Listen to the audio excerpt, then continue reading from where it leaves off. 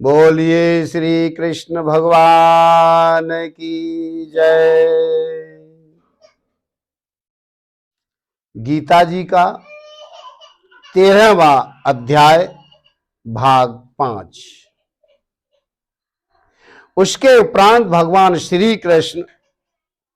कहने लगे, हे अर्जुन, यह शरीर क्षेत्र है ऐसे कहा जाता है, और इसको जो जानता है उसको क्षेत्रज्ञ, ऐसा उनके तत्व को जानने वाले ज्ञानी जन कहते हैं। और हे अर्जुन, तू सब क्षेत्रों में क्षेत्रज्ञ अर्थात जीवात्मा भी मेरे को ही जान, और क्षेत्र क्षेत्रज्ञ का अर्थात विकार सहित प्रकृति का और पुरुष का जो तत्व से जानता है वह ज्ञान है, ऐसा मेरा मत है। इसलिए वह क्षेत्र जो है और जैसा है तथा जिन विकारों वाला है और जिस कारण से जो हुआ है तथा वह क्षेत्रज्ञ भी जो है और जिस प्रभाव वाला है वह सब संक्षेप से मेरे से सुन। यह क्षेत्र और क्षेत्रज्ञ का तत्व ऋषियों द्वारा बहुत प्रकार से कहा गया है अर्थात समझाया गया है, और नाना प्रकार के वेद मंत्रों से विभाग पूर्वक कहा गया है तथा अच्छी प्रकार निश्चय किए हुए युक्ति युक्त ब्रह्म सूत्र के पदों द्वारा भी वैसे ही कहा गया है। हे अर्जुन, वही मैं तेरे लिए कहता हूं कि 5 महाभूत अर्थात आकाश, वायु, अग्नि, जल और पृथ्वी का सूक्ष्म भाव, अहंकार, बुद्धि और मूल प्रकृति अर्थात त्रिगुणमयी माया भी तथा 10 इंद्रियां अर्थात श्रोत्र, त्वचा, नेत्र, रसना और घ्राण एवं वाक, हस्त, पाद, उपस्थ और गुदा, एक मन और 5 इंद्रियों के विषय अर्थात शब्द, स्पर्श, रूप, रस और गंध तथा इच्छा, द्वेष, सुख, दुख और स्थूल देह का पिंड एवं चेतनता और धृति, इस प्रकार यह क्षेत्र विकारों के सहित संक्षेप से कहा गया है। हे अर्जुन, श्रेष्ठता के अभिमान का अभाव, दंभाचरण का अभाव, प्राणी मात्र को किसी प्रकार भी न सताना और क्षमा भाव तथा मन वाणी की सरलता, श्रद्धा, भक्ति सहित गुरु की सेवा, बाहर भीतर की शुद्धि, अंतःकरण की स्थिरता, मन और इंद्रियों सहित शरीर का निग्रह, इस लोक और परलोक के संपूर्ण भोगों में आसक्ति का अभाव और अहंकार भी अभाव एवं जन्म, मृत्यु, जरा और रोग आदि में दुख दोषों का बारंबार विचार करना, पुत्र, स्त्री, घर और धनादि में आसक्ति का अभाव और ममता का न होना तथा प्रिय अप्रिय की प्राप्ति में सदा ही चित्त का शम रहना अर्थात मन के अनुकूल तथा प्रतिकूल के प्राप्त होने पर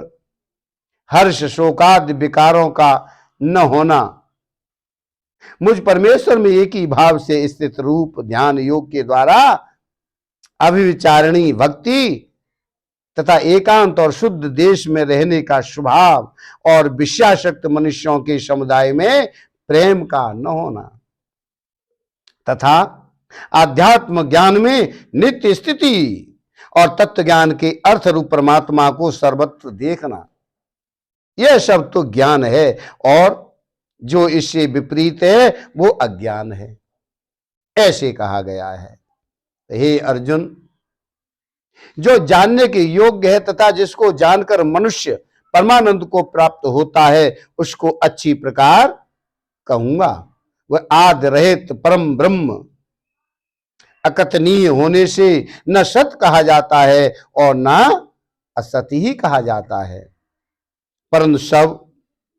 ओर से हाथ पैर वाला एवं सब ओर से नेत्र, सिर और मुख वाला तथा सब ओर से श्रोत्रा वाला, सब ओर से श्रोत्र वाला है, क्यों कि वह संसार में सबको व्याप्त करके स्थित है और संपूर्ण इंद्रियों के विषयों को जानने वाला है, परंतु वास्तव में सब इंद्रियों से रहित है तथा आसक्ति रहित और गुणों से अतीत हुआ भी अपनी योग माया से सबको धारण पोषण करने वाला और गुणों को भोगने वाला है। तथा वह परमात्मा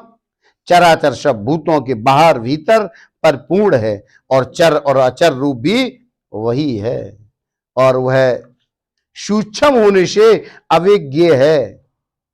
तथा अति समीप में और दूर में भी स्थित वही है और वह विभाग रहित एक रूप से आकाश के सदृश परिपूर्ण हुआ भी चराचर संपूर्ण भूतों में पृथक पृथक के सदृश स्थित प्रतीत होता है तथा वह जानने योग्य परमात्मा विष्णु रूप से भूतों को धारण पोषण करने वाला और रुद्र रूप से संहार करने वाला तथा ब्रह्मा रूप से सबका उत्पन्न करने वाला है। वह ब्रह्म ज्योतियों का भी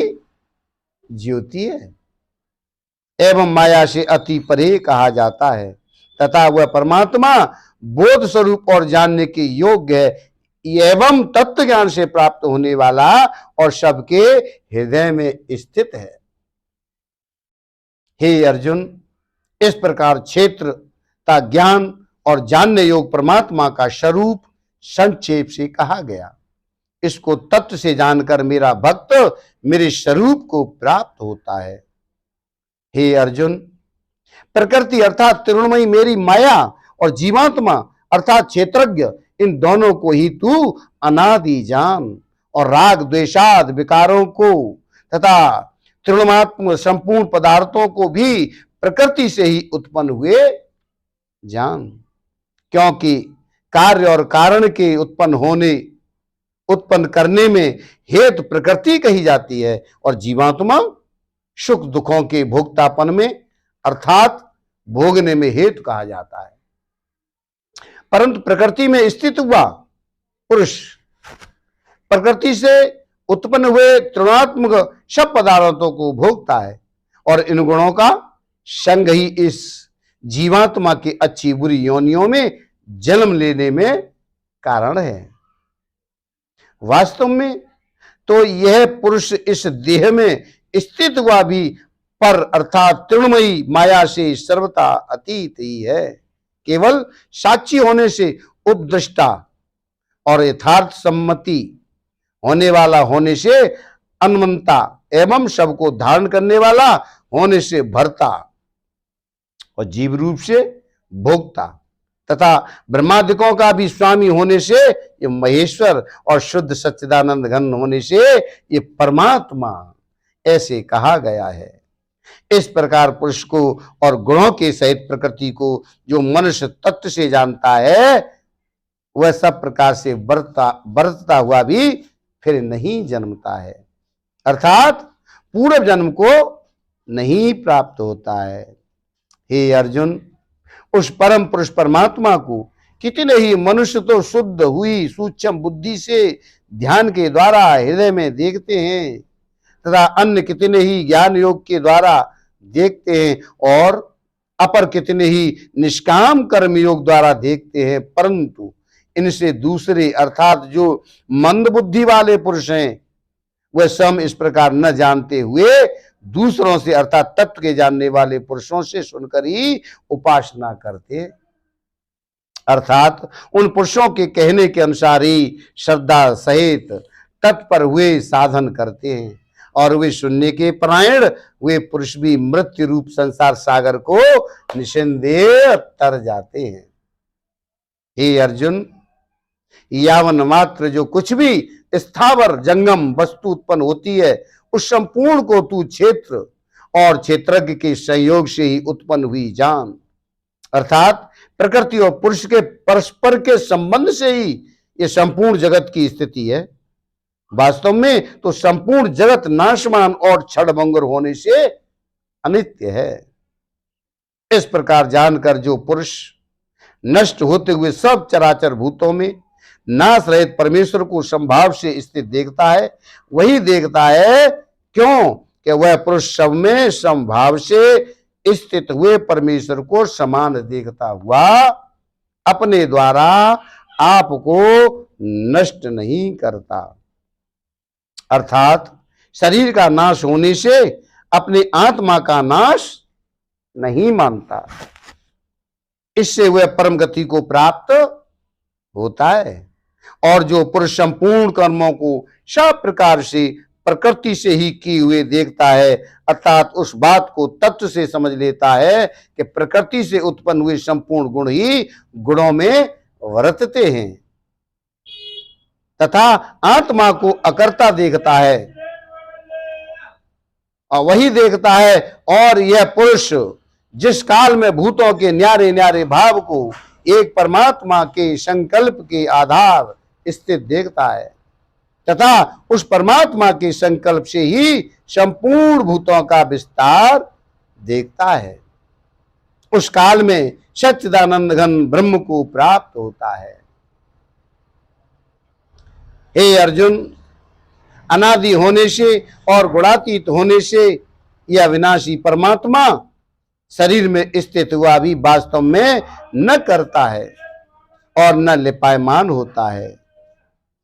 जिस प्रकार सर्वत्र व्याप्त हुआ भी आकाश सूक्ष्म होने के कारण लिपायमान नहीं होता, आज वैसे ही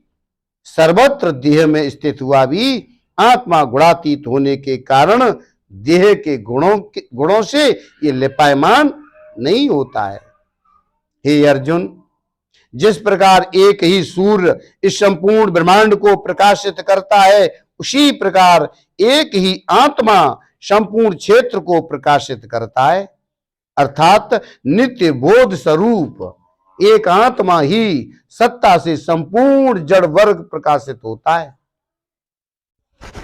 इस प्रकार क्षेत्र और क्षेत्रज्ञ के भेद को तथा विकार सहित प्रकृति से छूटने के उपाय को जो पुरुष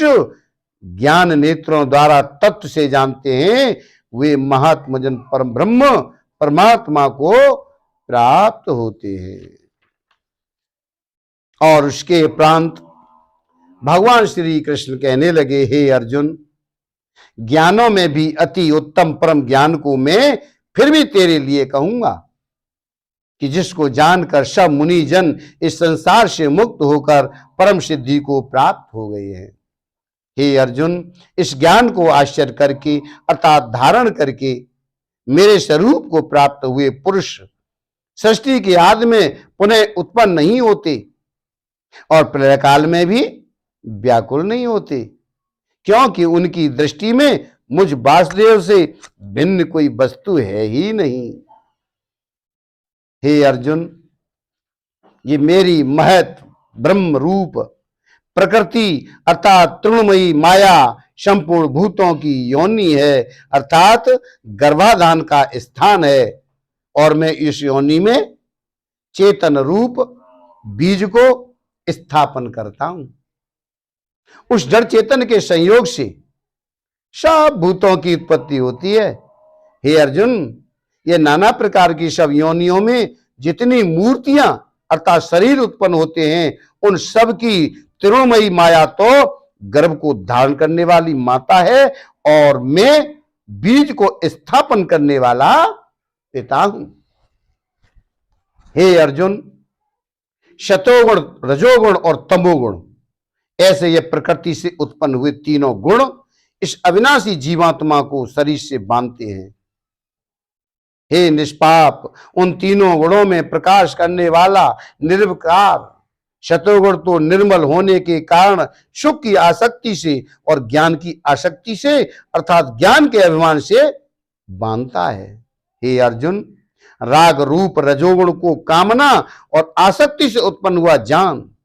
वह इस जीवात्मा को कर्मों की और उनके फल की आसक्ति से बांधता है। और हे अर्जुन, सर्वदेह अभिमान योन के मोहने वाले तमोगुण को अज्ञान से उत्पन्न हुआ ज्ञान, वह इस जीवात्मा को प्रमाद, आलस्य और निंद्रा के द्वारा बांधता है। क्यों कि हे अर्जुन,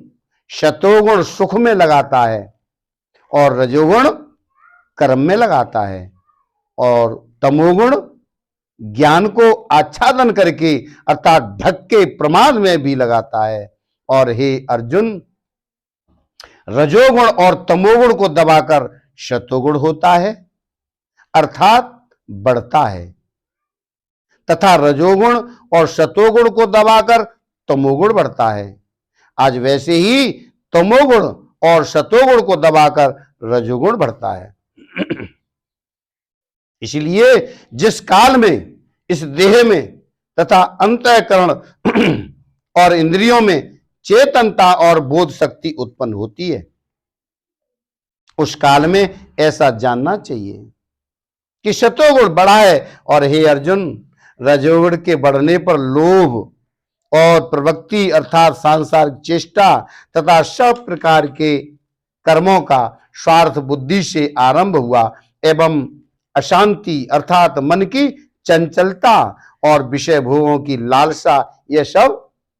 उत्पन्न होते हैं। तथा हे अर्जुन, तमोगुण के बढ़ने पर अंतःकरण और इंद्रियों में अप्रकाश एवं कर्तव्य कर्मों में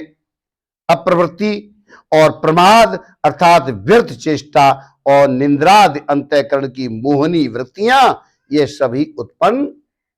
होते हैं। हे अर्जुन, जब यह जीवात्मा शतोगुण की वृद्धि में मृत्यु को प्राप्त होता है, तब तो उत्तम कर्म करने वालों के मल रहित अर्थात दिव्य स्वर्गाद लोकों को प्राप्त होता है। रजोगुण के बढ़ने पर अर्थात जिस काल में रजोगुण बढ़ता है, उस काल में मृत्यु को प्राप्त होकर कर्मों की आसक्ति वाले मनुष्यों में उत्पन्न होता है, तथा तमोगुण के बढ़ने पर मरा हुआ पुरुष, कीट, पशु आदि मूढ़ योनियों में उत्पन्न होता है। क्योंकि सात्विक कर्म का तो सात्विक अर्थात सुख, ज्ञान और वैराग्य आदि निर्मल फल कहा है, और राजस कर्म का फल दुख एवं तामस कर्म का फल अज्ञान है। सतोगुण से ज्ञान उत्पन्न होता है और रजोगुण से निस्संदेह लोभ उत्पन्न होता है, और तमोगुण से प्रमाद और मोह उत्पन्न होते हैं और अज्ञान भी होता है। इसलिए सतोगुण में स्थित हुए पुरुष स्वर्गादि उच्च लोकों में जाते हैं, और रजोगुण में स्थित राजस पुरुष मध्य में अर्थात मनुष्य लोक में ही रहते हैं। एवं तमोगुण के कार्य रूप निंद्रा, प्रमाद और आलस्याद में स्थित हुए तामस पुरुष अधोगति को अर्थात कीट, पशु आदि नीच योनियों को प्राप्त होते हैं। हे अर्जुन, जिस काल में दृष्टा अर्थात समिष्टि चेतन में एक ही भाव से स्थित हुआ साक्षी पुरुष तीनों गुणों के सिवाय अन्य किसी को करता नहीं देखता है, अर्थात गुण ही गुणों में वर्तते हैं, ऐसा देखता है, और तीनों गुणों से अति परे सच्चिदानंद घन स्वरूप मुझ परमात्मा को तत्व से जानता है। उस काल में वह पुरुष मेरे स्वरूप को प्राप्त होता है, तथा यह पुरुष इन स्थूल शरीर की आसक्ति के कारण तीनों गुणों को उल्लंघन करके जन्म, मृत्यु, वृद्धावस्था और सब प्रकार के दुखों से मुक्त हुआ परमानंद को प्राप्त होता है। इस प्रकार भगवान के रहस्ययुक्त वचनों को सुनकर आज अर्जुन पूछने लगे हैं, हे पुरुषोत्तम, इन तीनों गुणों से अतीत हुआ पुरुष किन किन लक्षणों से युक्त होता है और किस प्रकार के आचरणों वाला होता है, तथा हे प्रभु, मनुष्य किस उपाय से इन तीनों गुणों से अतीत होता है। इस प्रकार अर्जुन के पूछने पर श्री कृष्ण भगवान कहने लगे हैं, हे अर्जुन, जो पुरुष सतोगुण के कार्य रूप प्रकाश को और रजोगुण के कार्य रूप प्रवृत्ति को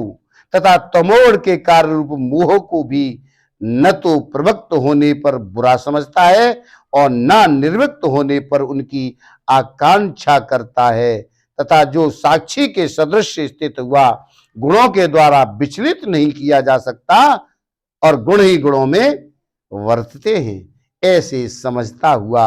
जो सच्चिदानंद घन परमात्मा में एक ही भाव से स्थित रहता है एवं उस स्थिति से चलायमान नहीं होता, जो निरंतर आत्म भाव में स्थित हुआ, दुख सुख को समान समझने वाला है तथा मिट्टी पत्थर और स्वर्ण में समान भाव वाला और धैर्यवान है, तथा जो प्रिय और अप्रिय को बराबर समझता है और अपनी निंदा स्तुति में भी समान भाव वाला है,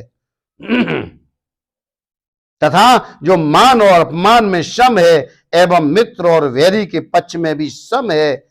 वह संपूर्ण आरंभों में कर्तापन के अभिमान से रहित हुआ पुरुष गुणातीत कहा जाता है। और जो पुरुष अव्यभिचारी भक्ति रूप योग के द्वारा मेरे को निरंतर भजता है, वह इन तीनों गुणों को अच्छी प्रकार उल्लंघन करके सच्चिदानंद घन ब्रह्म में एक ही भाव होने के लिए योग्य होता है। हे अर्जुन, उस अविनाशी पर ब्रह्म का और अमृत का तथा नित्य धर्म का और अखंड एक रस आनंद का मैं ही आश्रय हूं, अर्थात उपयुक्त ब्रह्म अमृत अव्यय और शाश्वत धर्म तथा एकांतिक सुख, यह सब मेरे ही नाम है, इसलिए इनका मैं परम आश्रय हूं। और उसके उपरांत भगवान श्री कृष्ण फिर कहने लगे हैं, हे अर्जुन,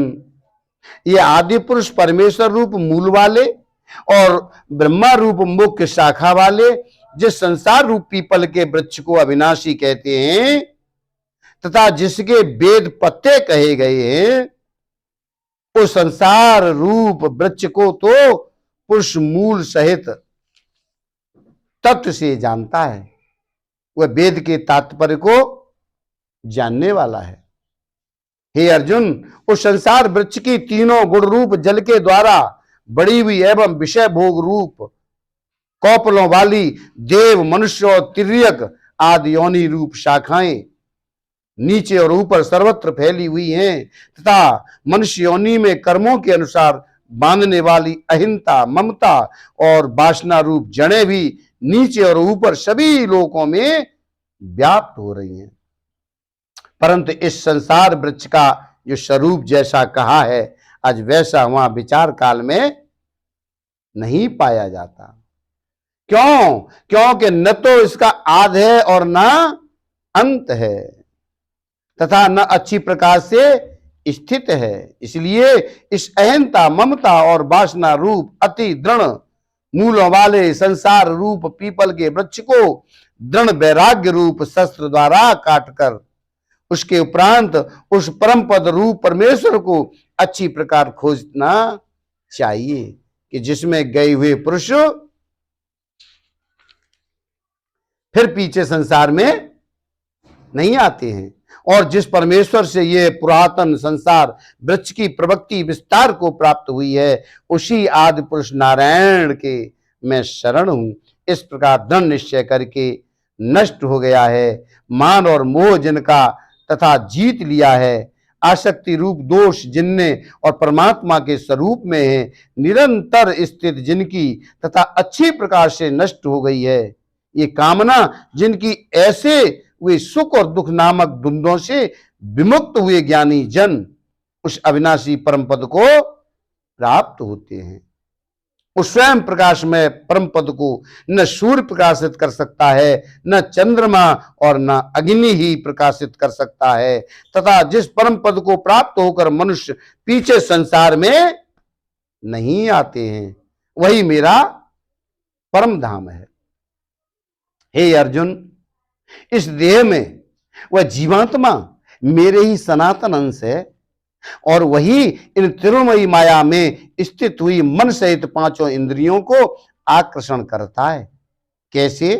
कि वायु गंध के स्थान से गंध को जैसे ग्रहण करके ले जाता है, आज वैसे ही देहादिका को स्वामी जीवात्मा भी जिस पहले शरीर को त्यागता है उससे इन मन सहित इंद्रियों को ग्रहण करके फिर जिस शरीर को प्राप्त होता है उसमें जाता है,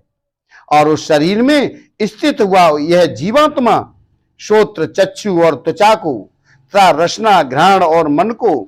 आश्रय करके अर्थात इन सब के सहारे से ही विषयों को सेवन करता है। परंतु शरीर छोड़कर जाते हुए को अथवा शरीर में स्थित हुए को और विषयों को भोगते हुए को अथवा तीनों गुणों से युक्त हुए को भी अज्ञानी जन नहीं जानते हैं। केवल ज्ञान रूप नेत्रों वाले ज्ञानी जन ही तत्व से जानते हैं, क्योंकि योगी जन भी अपने हृदय में स्थित हुए इस आत्मा को यत्न करते हुए ही तत्व से जानते हैं। और जिन्होंने अपने अंतःकरण को शुद्ध नहीं किया है, ऐसे अज्ञानी जन तो यत्न करते हुए भी इस आत्मा को नहीं जानते हैं। हे अर्जुन, जो तेज सूर्य से स्थित हुआ संपूर्ण जगत को प्रकाशित करता है तथा जो तेज चंद्रमा में स्थित है और जो तेज अग्नि में स्थित है, उसको तू मेरा ही तेज जान। और मैं ही पृथ्वी में प्रवेश करके अपनी शक्ति से सब भूतों को धारण करता हूं और रस रूप अर्थात अमृत में चंद्रमा होकर संपूर्ण औषधियों को अर्थात वनस्पतियों को पुष्ट करता हूं तथा मैं ही सब प्राणियों के शरीर में स्थित हुआ वैश्वानर अग्नि रूप होकर प्राण और अपान से युक्त हुआ 4 प्रकार के अन्न को पचाता हूं। और मैं ही सब प्राणियों के हृदय में अंतर्यामी रूप से स्थित हूं तथा मेरे से ही स्मृति ज्ञान और अपोहन होता है और सब वेदों द्वारा मैं ही जानने के योग्य हूं तथा वेदांत का कर्ता और वेदों को जानने वाला भी मैं ही हूं। हे अर्जुन, इस संसार में नाशवान और अविनाशी भी ये 2 प्रकार के पुरुष हैं। उनमें संपूर्ण भूत प्राणियों के शरीर तो नाशवान और जीवात्मा अविनाशी कहा जाता है तथा उन दोनों से उत्तम पुरुष तो अन्य नहीं है कि जो तीनों लोकों में प्रवेश करके सबका धारण पोषण करता है एवं अविनाशी परमेश्वर और परमात्मा ऐसे कहा गया है, क्योंकि मैं नाशवान जड़ वर्ग क्षेत्र से तो सर्वथा अतीत हूं और माया में स्थित अविनाशी जीवात्मा से भी उत्तम हूं। इसलिए लोक में और वेद में भी पुरुषोत्तम नाम से प्रसिद्ध है। हे भारत, इस प्रकार तत्व से जो ज्ञानी पुरुष मेरे को पुरुषोत्तम जानता है, वह सर्वज्ञ पुरुष इस प्रकार से निरंतर मुझ वासुदेव परमेश्वर को ही भजता है। यह निष्पाप अर्जुन, ऐसे ये अति रहस्ययुक्त गोपनीय शास्त्र मेरे द्वारा कहा गया है। इसको तत्व से जानकर मनुष्य ज्ञानवान और कृतार्थ हो जाता है, अर्थात उसको और कुछ भी करना शेष नहीं रहता। इस अध्याय में भगवान ने अपना परम गोपनीय प्रभाव भली प्रकार से कहा है। जो मनुष्य उक्त प्रकार से भगवान को सर्वोत्तम समझ लेता है, फिर उसका मन एक क्षण भी भगवान के चिंतन का त्याग नहीं कर सकता। क्यों कि जिस वस्तु को मनुष्य उत्तम समझता है उसी में उसका प्रेम होता है और जिसमें प्रेम होता है उसी का चिंतन होता है। अतएव सबका मुख्य कर्तव्य है कि भगवान के परम गोपनीय प्रभाव को भली प्रकार समझने के लिए नाशवान क्षणभंगुर संसार की आसक्ति का सर्वथा त्याग करके एवं परमात्मा के शरण होकर भजन और सत्संग की ही विशेष चेष्टा करें। बोलो श्री कृष्ण भगवान की जय।